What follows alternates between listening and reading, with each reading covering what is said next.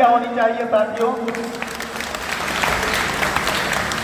साथियों, जो कभी न पूरा हुआ उसे अरमान कहते हैं, जो कभी न पूरा हुआ उसे अरमान कहते हैं, और जो कभी नहीं बदले उसे ईमान कहते हैं। जिससे सीखा है हमने जिंदगी का तरीका, उसे चक्रवर्ती सम्राट चंद्रगुप्त मौर्य महान कहते हैं। तो साथियों, धर्म और राजनीतिक का खुला आकाश पढ़ लेना, वीरता शौर्यता शासन का खुला आभास पढ़ लेना, खुद को पहचान जाओगे आपकी हैसियत क्या है। कभी फुर्सत मिले तो मौर्य राजवंश का इतिहास पढ़ लेना। साथियों, पत्थर आहों से पिघलेगा, इस धोखे में मत रहना। पत्थर आहों से पिघलेगा, इस धोखे में मत रहना। भारत के जर्रे जर्रे में, भारत के जर्रे जर्रे में हक अधिकार तुम्हारा है, कोई भुला कर दे देगा, इस धोखे में मत रहना। साथियों, आप सब जयंती मना रहे हैं, बहुत अच्छी बात है। हम लोग रैली भी कर रहे हैं, बहुत अच्छी बात है। लेकिन जब तक अपने समाज के लोग शासन प्रशासन पार्लियामेंट में नहीं जाएंगे, तब तक हम इसको कहीं ना कहीं अधूरा समझेंगे। सम्राट अशोक ने कहा है कि मेरे पपुत्रों महावीर व शासक बनो।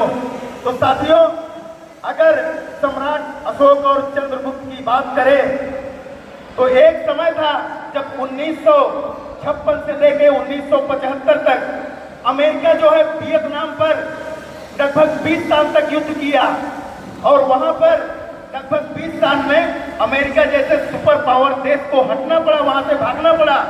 पत्रकारों ने वहां के वियतनाम के राष्ट्राध्यक्ष से पूछा, यह प्रेरणा जो कि अमेरिका जैसे शक्तिशाली देश को आपने पराजित किया, यह प्रेरणा आपने कहां से ली?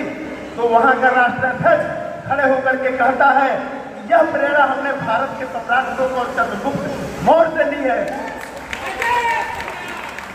तो साथियों, हम लोग गर्व से कहते हैं कि महाराणा प्रताप के वंशज हैं, लेकिन जिसने इस खंड खंड भारत को अखंड भारत किया, हमें चंद्रगुप्त मौर्य का वंशज कहने में कहीं ना कहीं तो आप लोग गर्व से कहें कि हम सम्राट चंद्रगुप्त मौर्य और सम्राट अशोक के वंशज हैं। साथियों, जो सम्राट चंद्रगुप्त मौर्य हैं, जो जीता वही सिकंदर, लेकिन जो सिकंदर को जिताया वह सेल्यूकस था, और सेल्यूकस को जो जीता वह चंद्रगुप्त मौर्य था। और चंद्रगुप्त मौर्य के शासनकाल में भारतवर्ष 176 लाख वर्ग किलोमीटर था, आज कहीं ना कहीं 32 लाख वर्ग किलोमीटर है।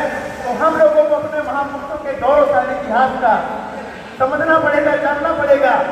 और साथियों, जब सम्राट अशोक ने कलिंग युद्ध किया, कलिंग युद्ध के बाद जब उन्होंने धर्म को अपनाया, तो जब कलिंग में वो लेख लिखवा रहे थे तो कलिंग के लोगों ने विद्रोह किया, यहाँ पर लेख नहीं लिखा जाएगा, क्योंकि आपकी लाख सेना यहाँ 1.5 लाख सेना को विद्रोह किए थे।